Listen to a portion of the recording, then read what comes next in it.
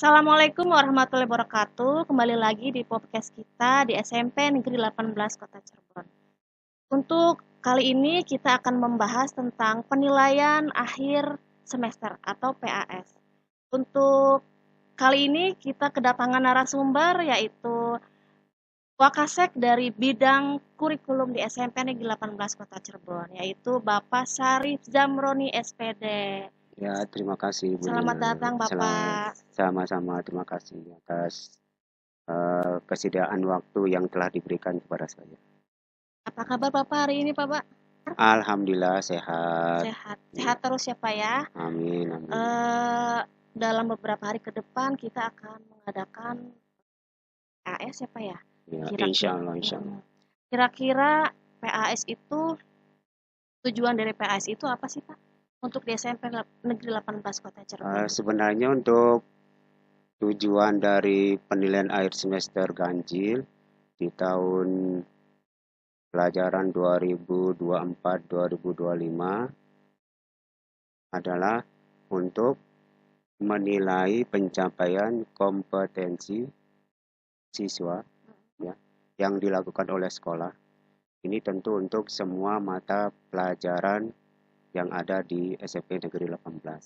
Dan juga tidak terlepas atau kita berpedoman kepada standar kompetensi lulusan.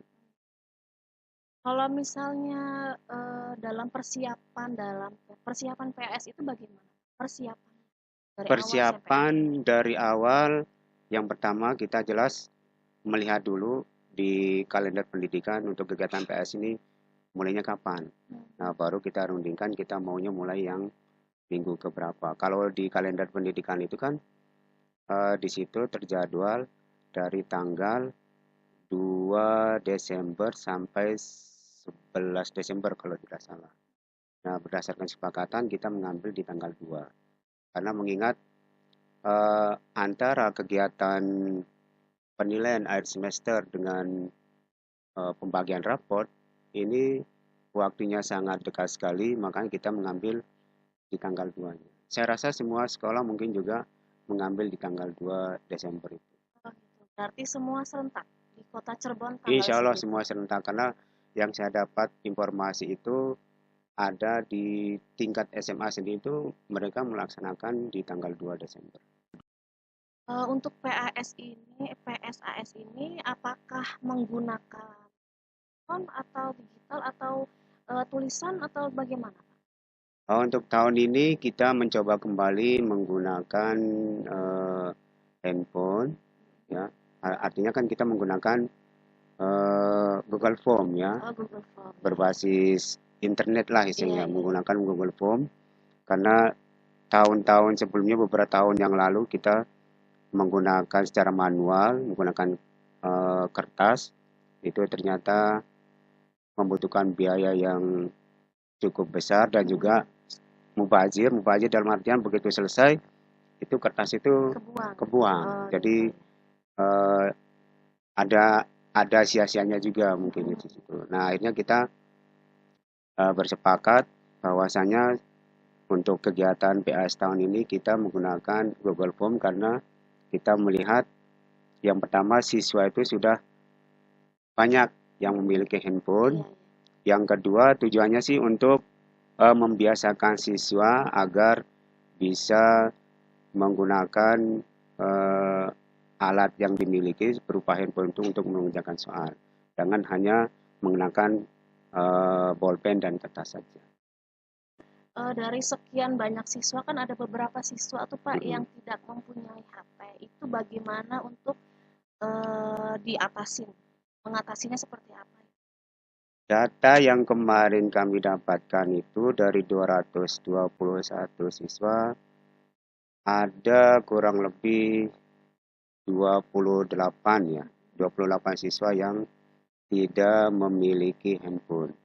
Nah, bagaimana halnya dengan siswa yang tidak memiliki handphone? Apakah uh, untuk kegiatan PS-nya itu dia bisa menggunakan Google Form atau menggunakan kertas?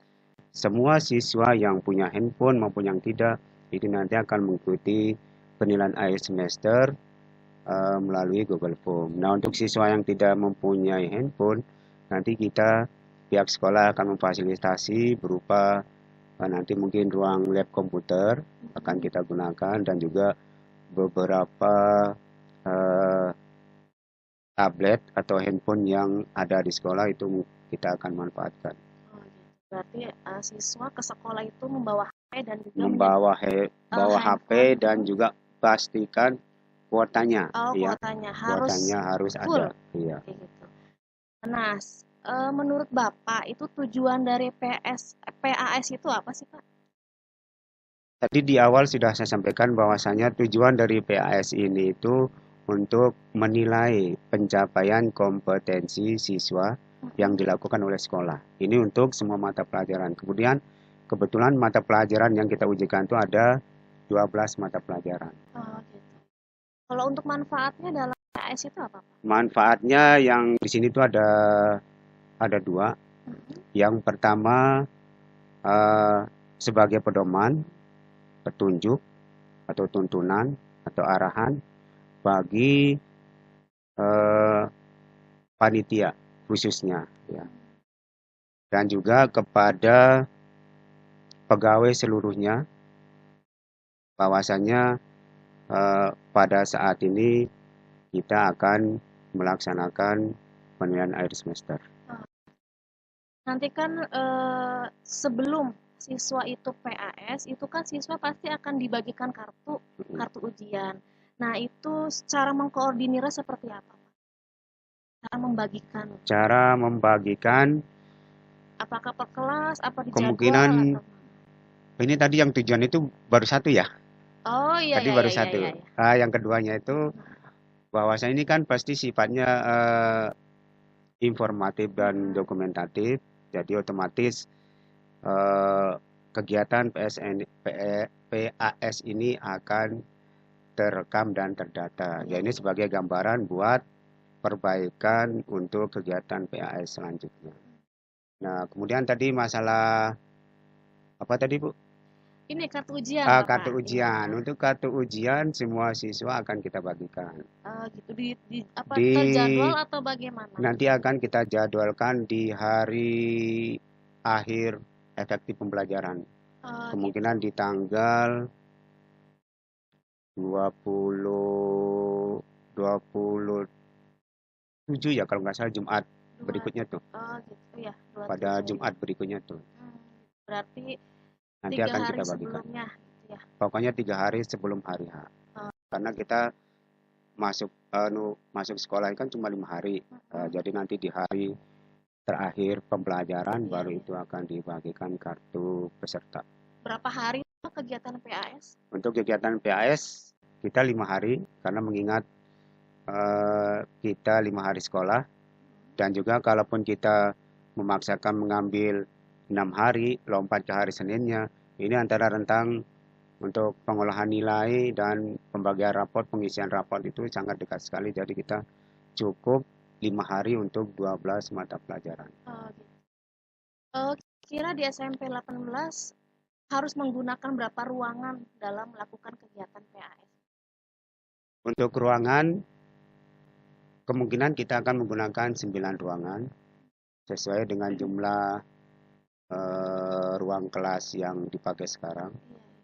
Yang sudah siap meja kursinya, itu akan kita gunakan. Terkecuali mungkin untuk yang tadi siswa yang tidak punya HP, itu nanti akan kita alihkan ke ruang lab komputer dan lab IPA. Jadi ada 2 ruang kelas yang biasa digunakan untuk kegiatan belajar tuh mungkin akan dialihkan ke ruang lab komputer dan ruang lab IPA untuk siswa yang tidak mempunyai HP.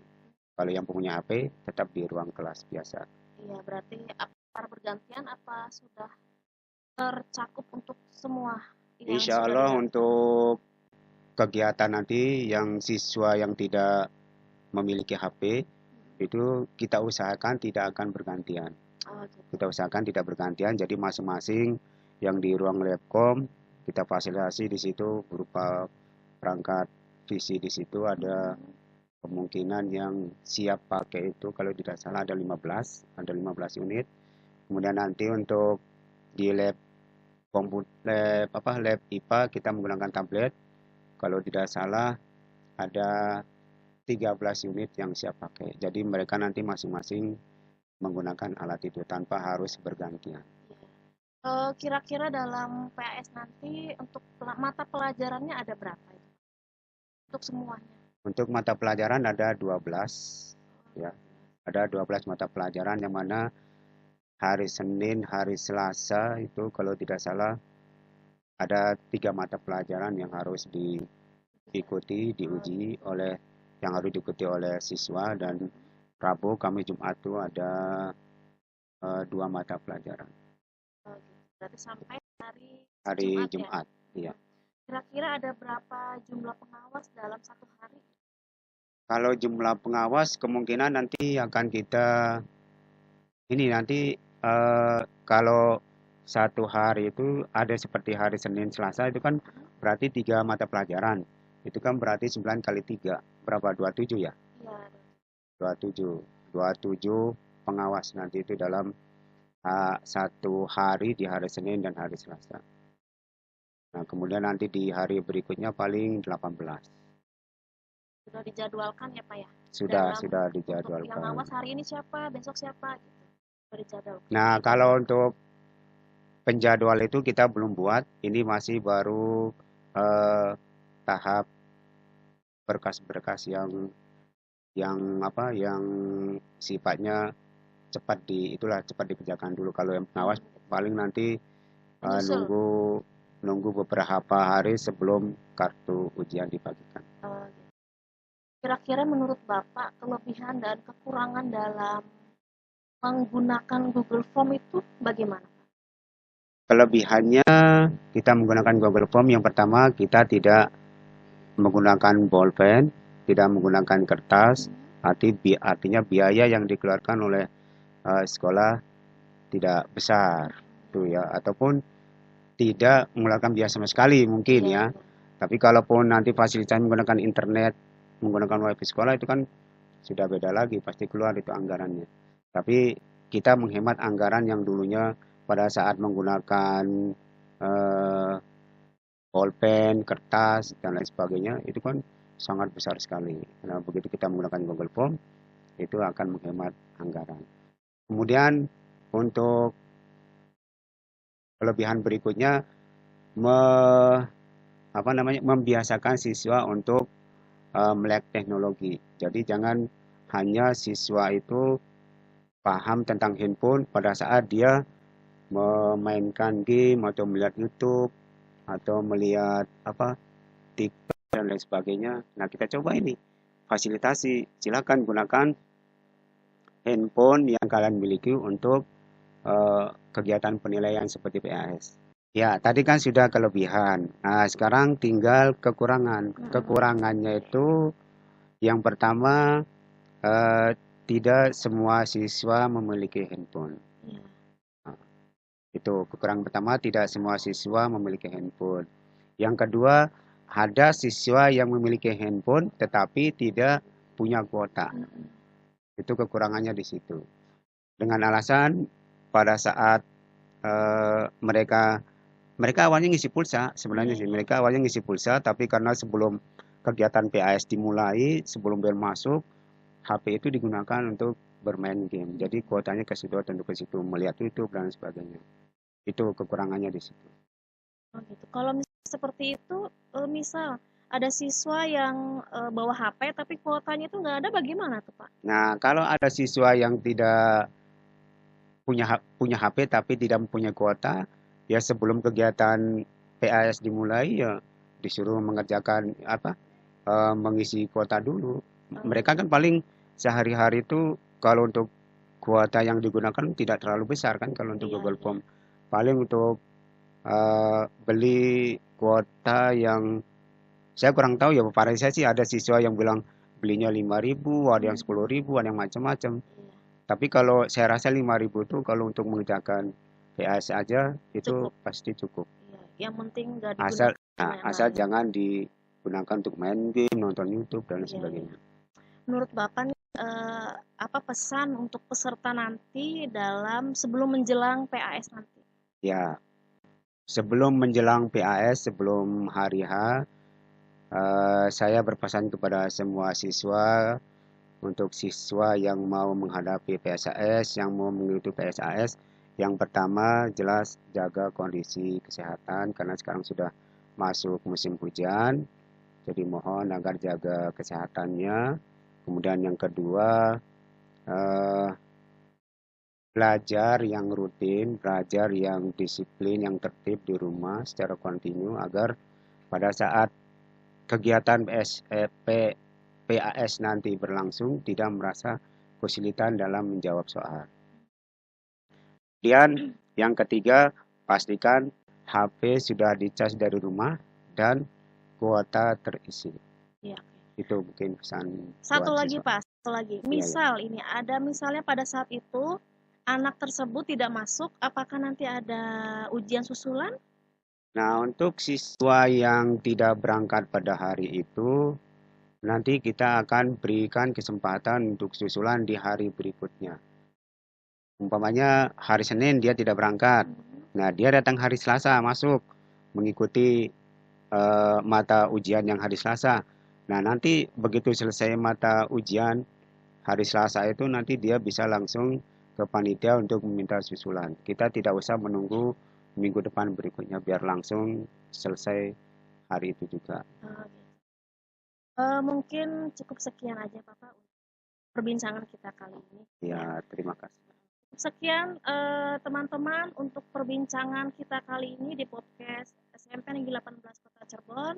Sampai ketemu di lain waktu. Wassalamualaikum warahmatullahi wabarakatuh. Waalaikumsalam.